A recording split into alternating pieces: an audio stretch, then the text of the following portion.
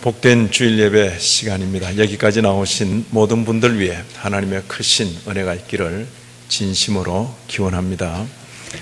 우리의 말씀 일기 본문은 욥기입니다. 욥기. 욥기는 욥이 당한 남다른 그 불행과 관계에서 욥의 세 친구들이 찾아와서 변론하는 그 내용이 주를 이루고 그리고 그 마지막에 하나님의 말씀으로 종결되는 그런 내용입니다. 2차 변론이 끝나고 지금 3차 변론, 바로 앞장을 보시면 22장을 보시면 엘리바스, 우리가 두 번에 걸쳐서 엘리바스의 그 변론을 들었습니다.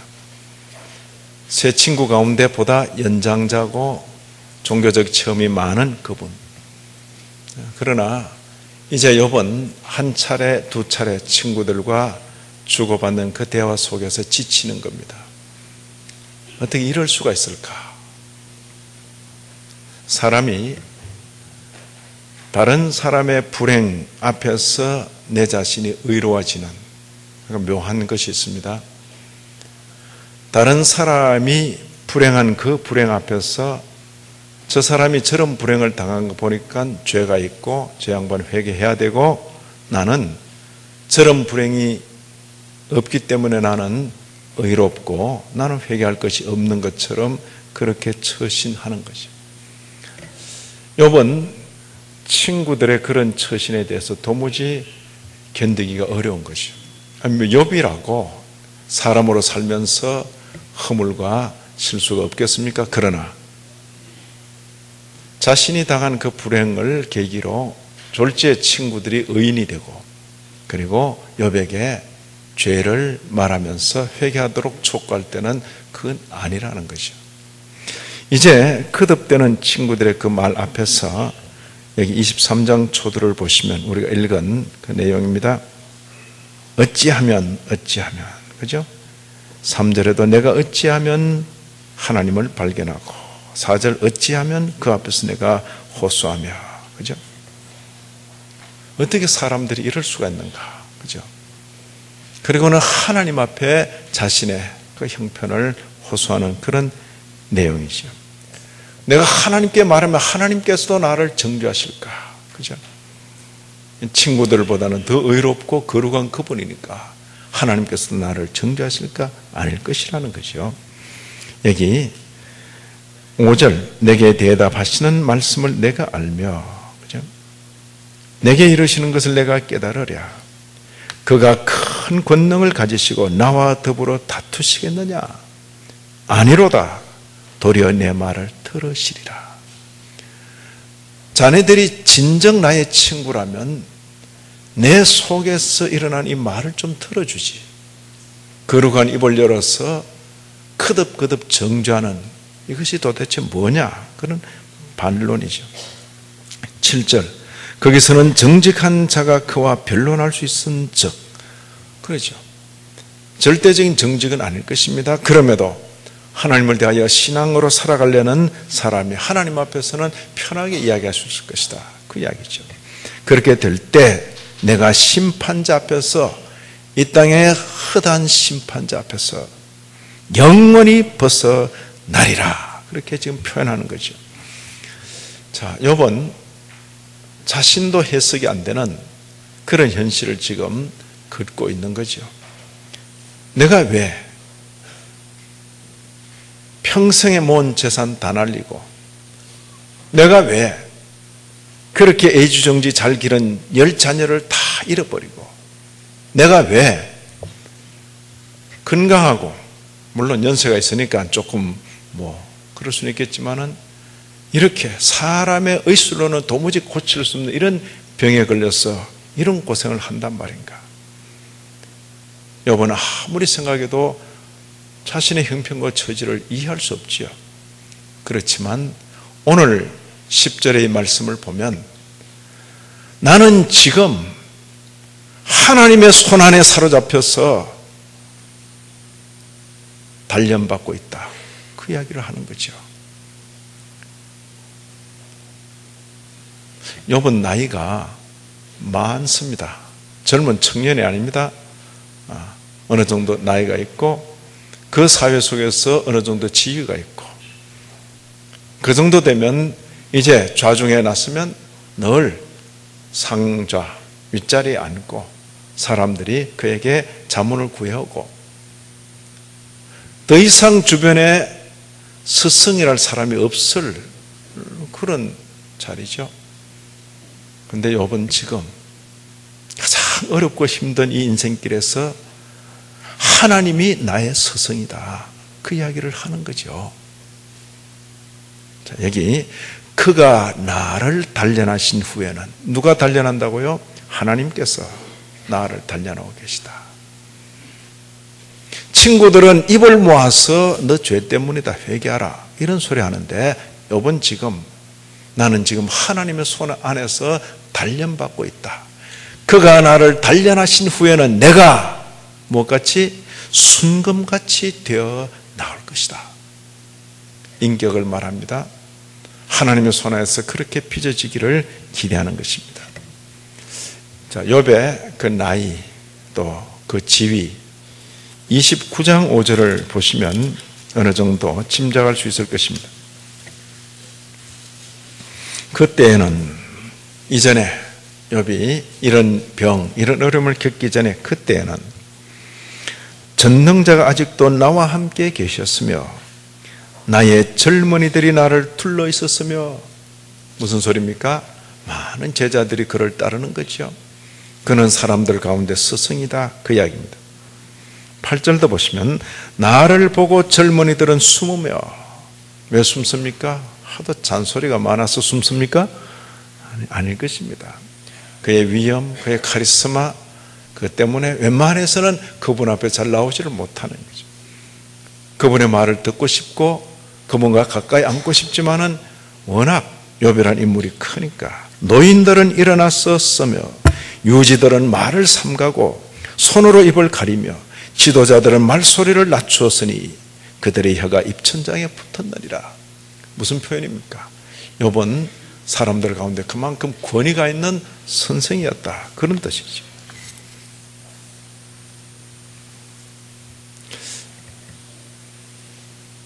지금 욥은 자신의 전 재산을 날리고 애지중지 기른 10자녀를 다 잃고 그리고 온몸이 질병에 걸린 채로 자신 전부를 던져서 하나님의 손 안에서 빚어지고 있다. 나의 스승은 하나님 그분이시다, 그 고백으로 듣는 것입니다. 사람이 일생 살아가면서 하나님께서 사람 위에 세우신 다양한 스승들이 있습니다. 제일 먼저 사람이 만나게 되는 스승은 부모입니다. 부모가 스승인 줄 알아야 할 것입니다. 자, 지난 세월 동안 부모를 스승으로 여기면서 그 부모로부터 제대로 배워왔습니까? 부모가 스승이라니, 부모가 스승인 줄 아는 것 대단히 귀한 지식입니다. 부모를 스승으로 여기고 그 부모를 통해서 배울 것 제대로 배워왔는가, 그게 중요한 거죠. 그리고 흐르는 세월 속에 이제 자녀의 시절 끝나고 나이가 돼서 어느 날 내 몸에서 자녀가 태어나고 지금 부모 노릇하고 계신 분들, 아니면 부모로서 이미 자녀를 길러내신 분들, 부모의 신분이 스승의 신분인 줄 알고 스승 노릇 제대로 하셨습니까? 그게 이제 이미 연세를 드신 분들의 참 자책이죠, 자책. 선생 좀 바꿔주세요. 자, 부모를 자녀가 택할 수 있습니까? 세상에 나면서 나는 성씨가 김씨 가문에다가 나는 신장이 어느 정도 크고 얼굴이 어떻게 생기고 성질이 어떤 그런 아버지, 그런 어머니, 부모님에게서 태어나기를 소원하고 태어난 분이 있습니까? 부모를 자녀가 택할 수 없습니다. 하나님께로부터 주어지는 거죠. 자녀를 부모가 택할 수 있습니까? 어떤 경우에는 그런 것처럼 보이죠. 그러나 내가 낳은 자식이 이런 자식인 줄 어떻게 알았습니까? 어떤 분은 자녀 데리고 그렇게 막 또 뭐 모인 자리에서 욕하고 그래서 누구 닮은 줄 아세요? 제가 물으니까 그 다음 말을 안 하더라고요. 자녀 보면 자기 생각나죠. 고개 쳐들고 팍팍 대드는 모습 보면 옛날 생각나죠. 옛날 생각이 나는 거죠. 부모를 내가 택할 수 없고 자녀를 내가 택한 것이 아닌데 이 관계, 위로부터 주어지는 관계지요. 부모가 스승인 줄 아는 것, 부모의 그 신분이 스승의 신분인 줄 알고 주어진 기회 동안 잘 가르치는 것 뿐만 아닙니다. 형, 언니, 기를 쓰고 태어났는데 보니까 형이 하나 딱 있어. 와, 기분 나쁘겠죠, 그죠? 참 내가 처음으로 낳아야 되는데 형이 딱 있어. 자라면서 늘 쥐받고 그냥 저놈을 이겨야 되겠다. 막 엄니를 안 물고 암만 해봐요. 형을 이길 수 있는가? 형은 형이고 50년 살든 60년 살든 형은 항상 앞서가고 있는 거죠. 그때 형은 약간 너긋하고 동생은 악착같이 막 달라붙는 이런 면이 인간 세상 속에 보이죠. 형, 언니, 동생, 그죠? 나는 이 집에 아무도 없는 오직 하나의 딸, 그게 뭐죠? 무남동녀, 그러기를 원했는데 언니가 딱 있어. 태어나놓고 보니까 이 경쟁자 어떻게 해요? 나 홀로 사랑받고 있었는데 어느 날 동생이 태어나.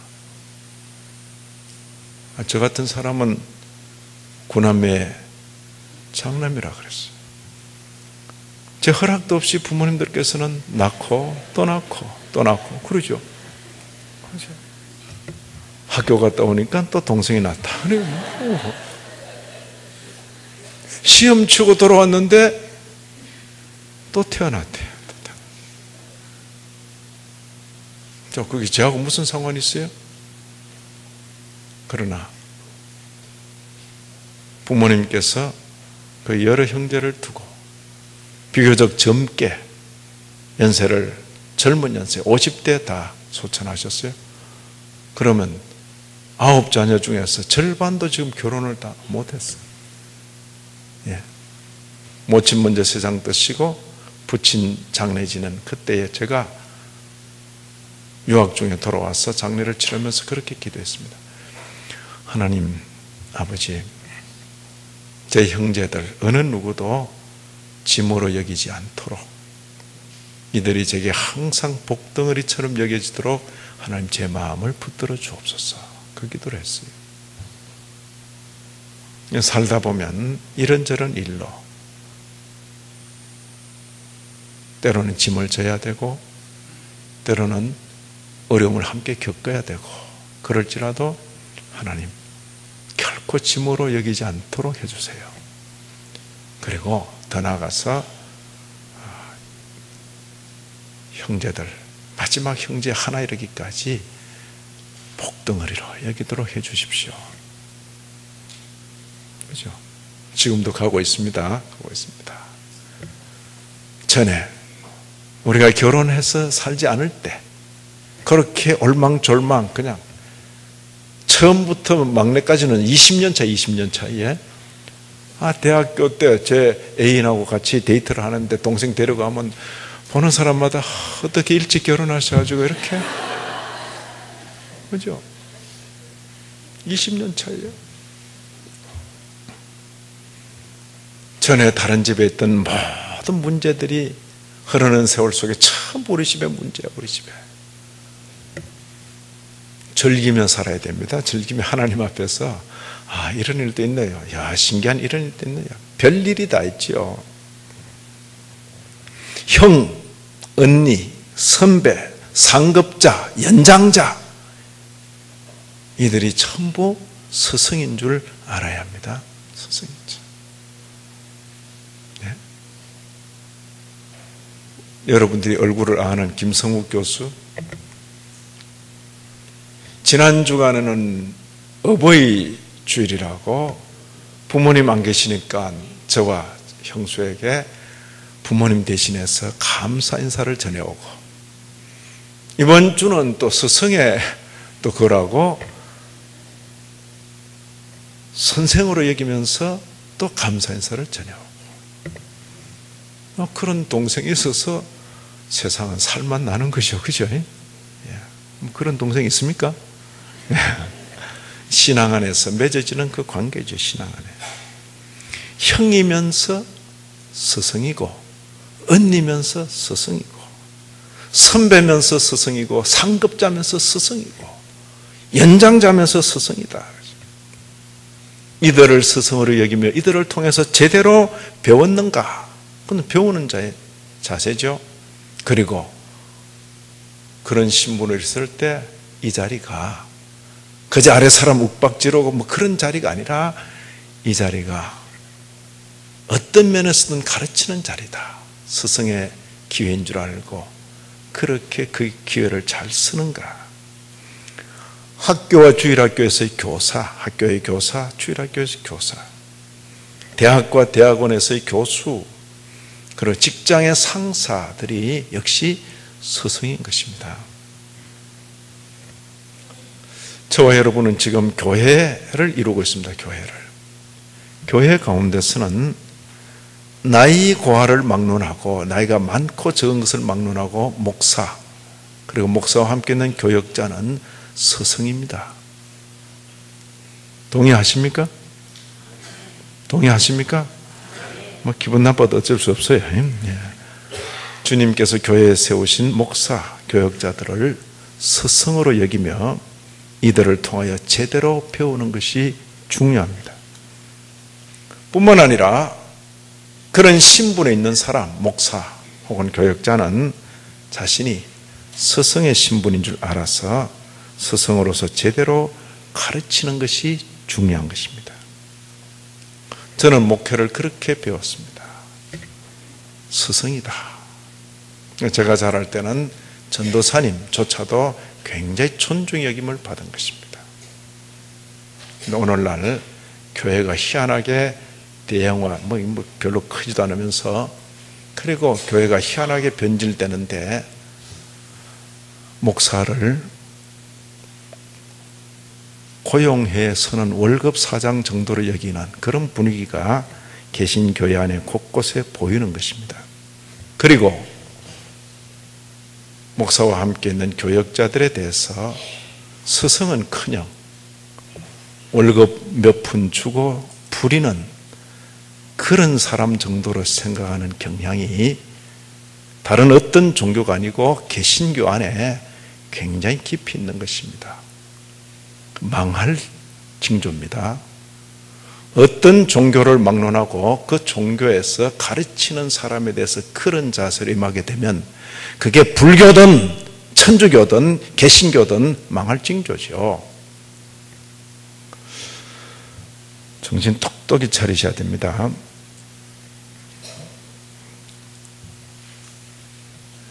어떤 분은 만나면 앉아서 일어날 때까지 부모 욕해요. 아버지 욕하는 사람이 있어요. 그러면 참 불쌍하죠. 물론 한이 맺혔겠죠. 아버지 욕하는 거 보니까. 어떤 분은 앉아서 일어날 때까지 자기 선생 욕한다고. 참 별 사람 다 있네. 어떤 분은 앉아서 일어날 때까지 자기 직장의 상사를 욕해요. 그렇죠? 그런 비슷한 경향이 교인들에게 있습니다. 앉아서 일어날 때까지 목사 욕하는 교인이 있어요. 그렇죠? 자, 부모에게 허물이 있을 수 있다 없다? 있죠. 약점이 있을 수 있죠. 선생님에게, 지도 교수에게 약점과 허물이 있을 수 있죠. 특히 직장에서 매일 부대끼는 상사, 진짜 더러워서, 그죠? 그렇지만 있을 수 있죠. 목사는 하늘에서 떨어지는 겁니까? 목사도 사람입니다.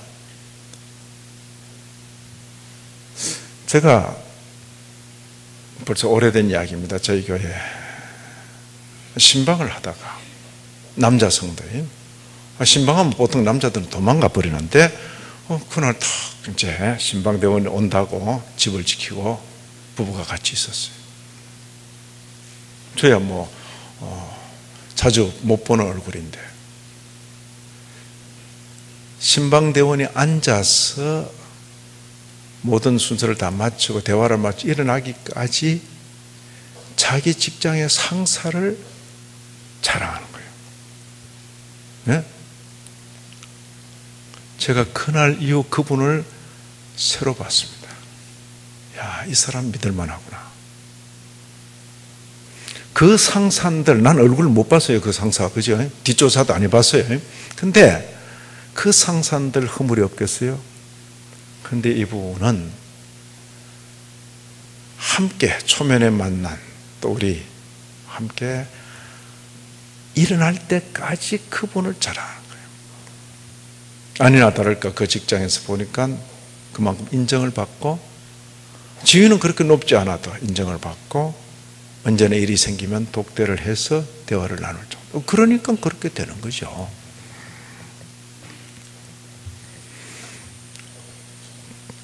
오늘날 교인이 투표를 거쳐서 담임 목사를 모시는 이런 절차를 가질지라도 하나님 앞에서 그 관계를 봐야 하는 것입니다. 우리가 투표해서 우리가 그러니까 마치 내가 큰 권한을 행사하는 것처럼 큰 전제가 이겁니다. 하나님께서 동시대에 그 사람을 보내주셔야 만나는 겁니다. 예? 또 하나님께서 동시대에 같은 말 쓰는 사람으로 보내주셔야 같이 만날 수 있는 겁니다. 하나님 앞에서 이 관계를 보지 않으면 인간이 얼마나 함부로 할 수 있는가를 볼 수 있는 것입니다. 우리는 부모든 선배든 교사든 목사든 그들이 하나님께서 우리 위에 세우신 교사, 스승인 줄 알고 하나님 앞에서 그들을 대하고 그들을 통하여 배울 바를 바로 배우는 것이 대단히 중요한 것입니다. 세월은 흘러갑니다. 언제나 어린아이 그 자리에 있는 게 아닙니다. 제가 이 교회 부임한 지 이제 10년이 넘어가는데 주일학교 있던 애들이 항상 주일학교 있는 게 아닙니다. 어느새 자라가지고 중고등부를 가더니 어느새 자라가지고 청년대학생이 돼가지고 그러죠. 그 사이에 수많은 젊은이들이 또 결혼하고 나니까 그냥 둘만 사는 게 아니에요. 또 어느샌가 품에 아이를 안고 그렇게 있는 거죠. 어제 초신자처럼 보였는데 흐르는 세월 속에 교회 가운데 직분자들이 되고,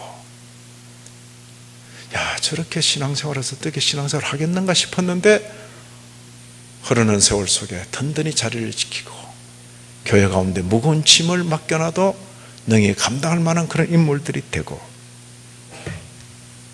어제의 제자가 오늘 스승이 된다는 그런 소리입니다.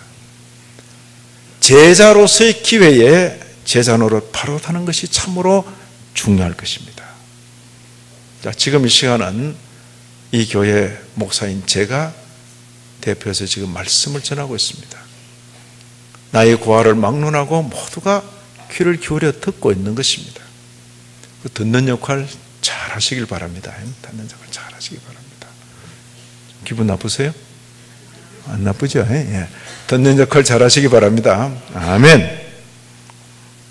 그거 대단히 중요합니다. 그러나 우리 가운데도 이제 예배가 끝나고 일어서서 이 경례를 나가는 순간 가정에서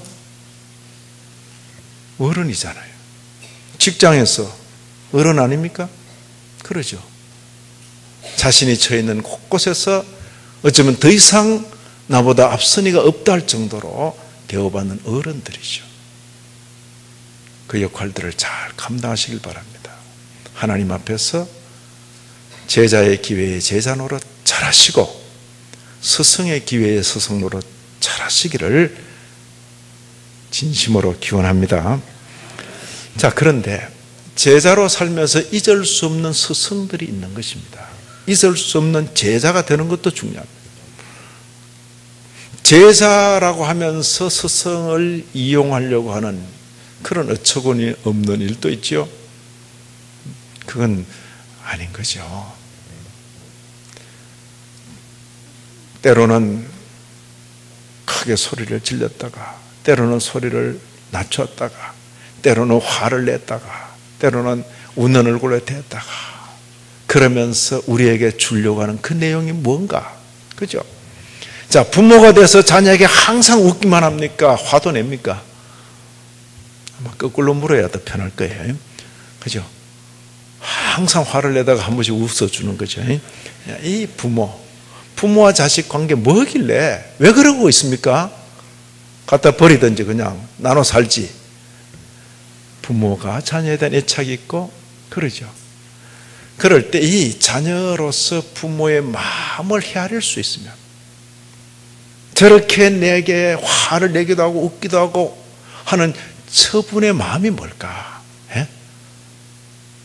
내가 지금 꾸중을 들으니 기분 나쁘다 그 말만 하지 말고 스승의 마음을 헤아릴 줄 아는 그런 제자, 수많은 제자 가운데 기억되는 제자가 되겠죠.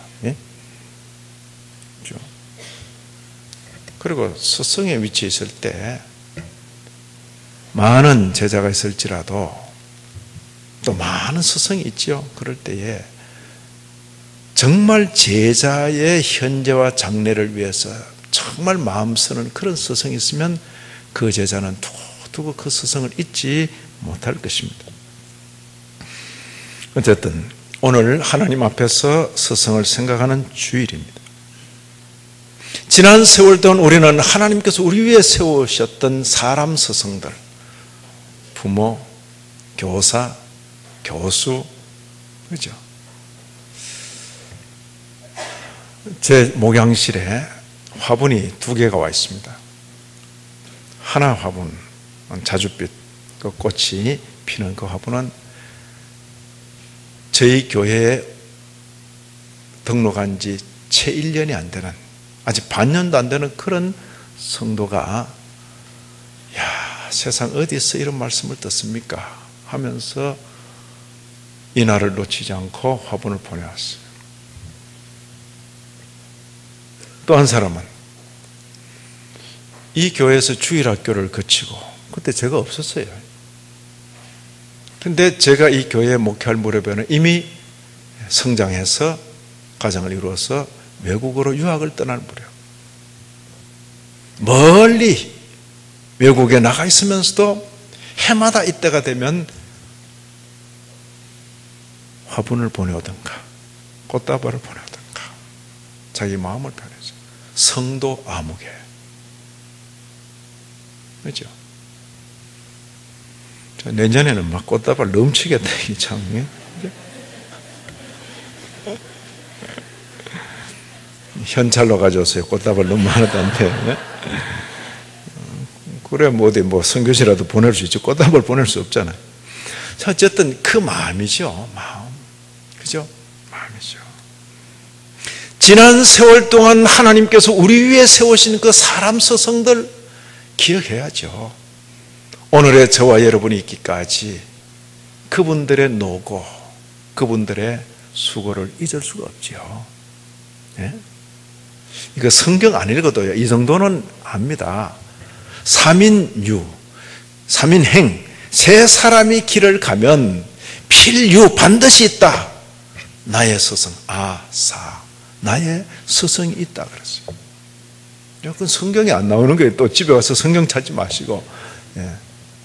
유교의 경전에 나오는 거죠. 세 사람이 길을 가도 그 가운데 스승이 있다는데, 우리가 성경을 읽으면서 하나님 이름 부르고 예수 이름 부르는 성도로서 그 정도 지혜 없겠어요? 아무리 못난 부모라도 그 부모 욕을 하고 있는 것이 아니라 내가 부모 되면 저렇게는 안 하면 좋겠다. 저녁마다 고조망태가 돼서 들어와서 어머니 두들겨 패고 다 뒤집어 엎는 그런 부모, 그 아버지 밑에서도 내가 어른이 돼서는 절대 저래서 안 되겠다 배우잖아요. 반면교사라고. 자기 복이죠, 자기 복. 살다 보면요, 어제 참 망나니 같은 그런 아이가 자라서 봐라, 이건 뭐 듬직하네, 괜찮네, 쟤가 그때 걔인가 할 정도로 사람이 변해가더니만 가정도 잘 꾸려가고 자기 분야에서 인정도 받고 한평생 사는 동안 이제 머리도 희끗희끗해지고 사회적인 지위도 있고 어디 앉을 때마다 상석에 앉고, 그러면 사람이 한없이 교만해질 수 있잖아요. 어른인 게. 그런데 그럴 때라도 하나님 서성을 기억하면서 인생의 마지막 순간까지 나는 하나님의 손 안에서 배운다. 오늘 우리는 이 말씀을 통해서 그것을 배우는 것입니다. 욥은 지금 평생 모은 재산 다 날려버렸습니다. 내가 왜 이 재산을 다 잃어야 되는지 이유를 알 수 없어요. 친구들은 찾아와서 네 죄 때문이라 그렇게 말하는데, 내가 내 죄 때문에 재산을 다 잃어야 된다면 너희들은, 그죠? 너희들은 죄가 하나도 없이 재산을 가지고 있나? 내가 내 죄 때문에 재산을 다 잃어야 된다면 아니잖아. 그것은 재산을 다 잃고 또 10자녀를 애지중지 길렀는데 순식간에 다 잃어버렸어. 친구들 애꿎게 네 죄 때문이다. 내가 내 죄 때문에 내 자식들을 잃어야 된다면 너희들은 세상 천지의 자식 다 없어질 것이지. 그건 아니지 않는가. 재산 다 날리고 자녀 다 잃고 몸은 병들어 인간 어슬로는 고칠 수 없는 그런 지경이 되어도 내가 지금 하나님의 손 안에 있다. 그걸 고백하는 거죠. 그가 나를 단련하신 후에는 내가 지금 하나님의 손 안에 있다. 비록 힘들고 어렵지만은 도무지 무슨 이유인지 모르지만은 나는 지금 하나님의 손 안에 있다. 그가 나를 단련하신 후에는 내가 순금같이 나오리라. 기대죠. 비록 힘들고 어렵지만은 하나님처럼 빚어져 나올 것이다. 순금이라 해서 사람이 순금되는 거 아닙니다. 순금같이, 같이라 그랬어요. 같이. 순금되어 나오리라가 아니라 순금같이. 예. 한국 분들 막 특히 한국 기독교인들 성경 읽으면서 계시록 읽으면서 막 천국에 막 그냥 금은 보석으로 막 설명해 놓으니까 진짜 금은 보석인 줄 알고 금은 보석에 환장해가지고 막 그냥 천국 가니까 막 아파트도 있고 막 그냥 내 아파트에는 막 다이아몬드가 막 박혀. 미치겠네 정말. 그죠? 그거 아니에요.